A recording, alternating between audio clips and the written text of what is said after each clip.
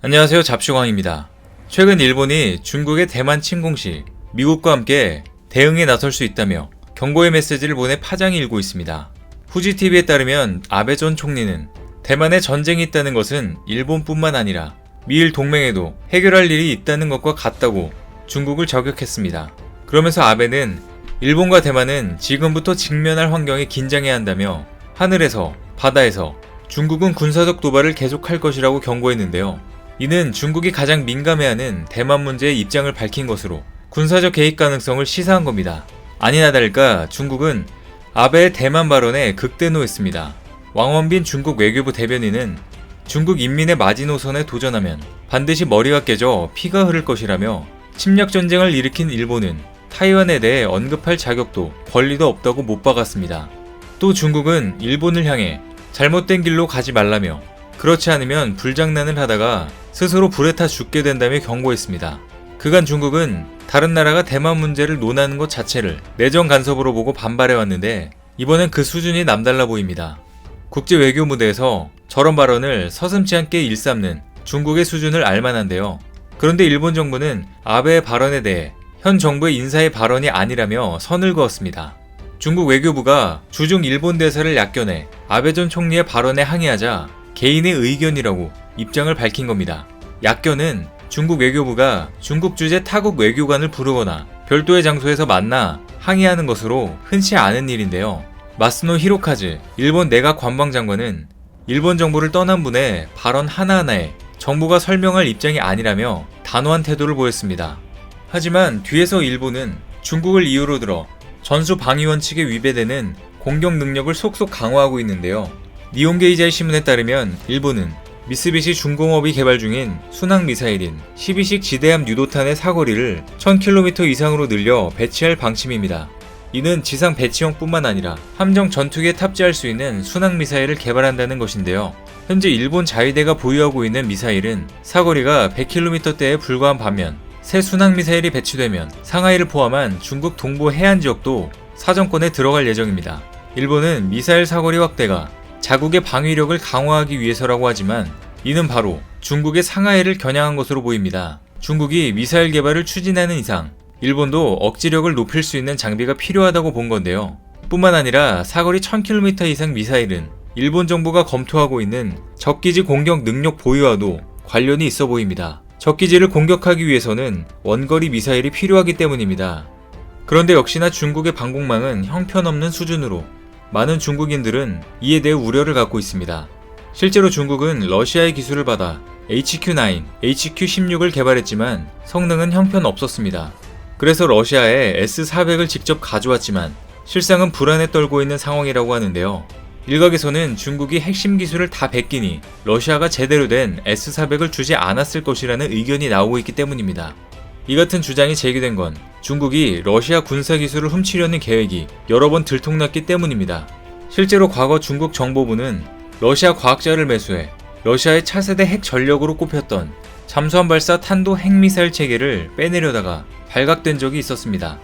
당시 중국이 훔치려고 했던 SLBM 블라바 정보는 러시아 핵 잠수함을 탐지하는데 사용될 수 있을 정도로 국가 안보에 치명적인 것이었는데요. 이로써 중국이 성능이 떨어지는 군사장비는 수입하고 핵미사일 등 최첨단 장비는 러시아 과학자를 매수해 정보를 빼돌린다는 건 공공연한 사실로 받아들여졌습니다. 뿐만 아니라 중국은 러시아 전투기 엔진을 무단으로 분해해 중국 전투기에 탑재하는 불법을 저지르기도 했습니다. 중국은 기존에 개발된 엔진을 참고하지 않고 스스로 제트 엔진을 만들 수 없었기 때문에 오래전부터 베끼기에 열중했는데요. 냉전 초기에는 소련의 도움으로 엔진을 복제 생산하며 기술을 습득했지만 소련과의 분쟁 이후 관계가 끊기면서 중국의 기술은 1960년대 수준에 머무르게 됐습니다. 그러다 중국이 WS-10을 한창 개발 중일 때 공교롭게도 소련이 붕괴했고 러시아가 경제난을 겪는 틈을 타 중국은 그렇게 염원하던 4세대 전투기 수호이 27을 확보했습니다. 그리고 중국은 수호이 27에 장착된 AL-31F 엔진을 무단으로 분해해 기술 습득에 나서며 불법으로 복제했는데요. 이렇게 확보한 기술로 마침내 WS-10을 완성하며 J-10 등 중국 전투기들의 심장으로 채택됐고 중국이 최초로 개발했다는 스텔스 전투기 J-20에도 장착됐습니다. 하지만 역시나 짝퉁으로 개발한 탓에 중국 전투기들은 계속되는 결함들이 나오며 지금까지 제대로 된 성능을 발휘하지 못하고 있는데요. 최근엔 러시아의 최신의 무기로 알려진 극초음속 미사일 정보도 중국에 유출됐을 가능성이 있는 것으로 알려지면서 또 한 번 중국의 기술 유출 클래스를 실감하게 했습니다. 러시아 타스 통신에 따르면 러시아의 극초음속 미사일 개발에 참여했던 과학자가 기밀 유출 혐의로 체포되면서 이 같은 사실이 드러났습니다. 극초음속 미사일은 기존 미사일 방어 체계를 완전히 무력화시킬 수 있는 무기로 러시아가 가장 앞선 기술을 보유하고 있는 등 중국과 미국, 러시아의 기술 개발 경쟁이 아주 치열한 상태입니다. 이번 기밀 유출 건도 중국의 소행인 게 틀림없어 보이는데요. 이쯤 되니 중국이 보유 중인 S-400의 실제 위력까지 의심할 수밖에 없습니다. 여러 차례 중국의 뒤통수를 맞았던 러시아가 아무리 돈이 급해도 제대로 된 성능을 보장하는 무기를, 그것도 최신형 전략 무기를 순진하게 그냥 넘겼겠냐는 것입니다. 중국은 러시아로부터 S-400을 얻기 위해 5년 가까이 러시아에 필사적으로 매달렸고 푸틴에게 빅딜을 제시하고 나서야 인도받았는데요. 막대한 돈을 들여 S-400을 인수한 중국에겐 안타까운 이야기지만 중국이 들여온 S-400이 스텔스기를 잡아낼 수 있다는 주장은 한 번도 검증되지 않은 것으로 보입니다. S-400이 토마호크 순항미사일은 물론 스텔스 폭격기, 전투기, 심지어 탄도미사일도 일부 요격할 수 있다고 주장하지만 아직 실전에서 검증된 적이 없기 때문입니다. 심지어 과거 이스라엘군의 시리아 공군기지 공습 사건 때도 S-400 방공체계는 번번이 뚫렸습니다. 이번에는 중국이 러시아로부터 뒤통수를 맞은 것으로 보이는데요. 반면에 한국은 일본의 어떠한 미사일 공격이 있어도 다 막아낼 것으로 보입니다. 우리도 과거 러시아로부터 S-300, S-400의 근본 기술을 로열티를 지불하고 도입한 적이 있는데요.